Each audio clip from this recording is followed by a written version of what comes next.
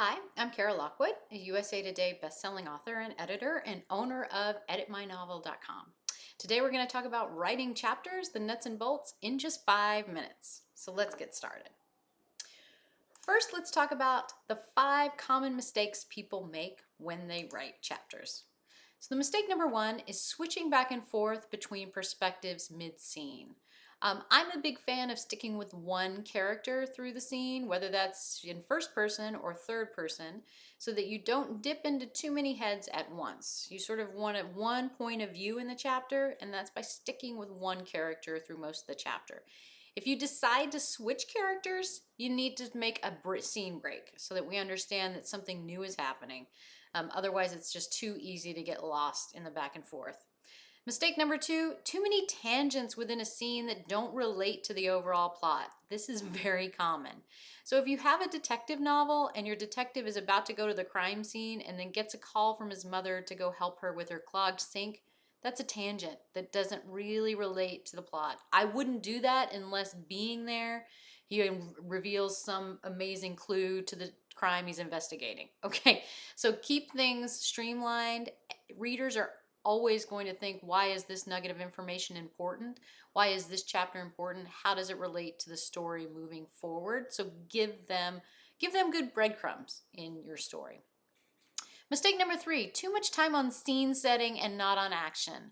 I mean, I love good descriptions of a beach as much as anyone, but if you go on for 3 or 4 pages, you're gonna lose me. All right, so do a little bit of scene setting and then jump into the action. You wanted to grab the reader, and pull them in.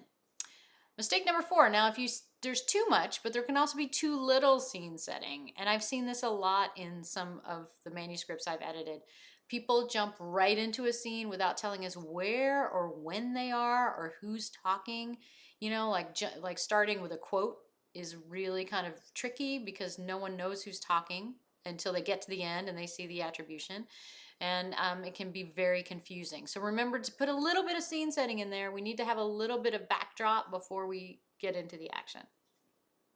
Mistake number 5, chapters that end in the wrong place. This happens a lot. Whether you kind of cut off in the middle of a conversation, or you cut too soon, or you go on too long. This is a lot about thinking about rhythm and how chapters work. So I would recommend reading your favorite authors and ask the question as you're reading, why did they end this chapter here? Why was that important? So in a chapter, you're going to need to set the scene. You're going to answer the question, where are your characters? You're going to answer the question, what are they doing? You're going to write it for the person who has no idea what's coming next. You need to set the stage. This is very important. I would also draw the reader in with conflict and action early in a scene. So you want to think about the action that's happening and start to describe it right away. So you're ready to create a scene. How do you write scenery? Too much is too much and too little is too little. Well, how do you find a good balance? Well, first of all, scenery is best when characters interact with it. This is a gorgeous beach scene, but it'd be a far more interesting story if there was a person in it. As human beings, we like to read about other human beings, so give us that chance. Here's an example of sort of mediocre scene setting.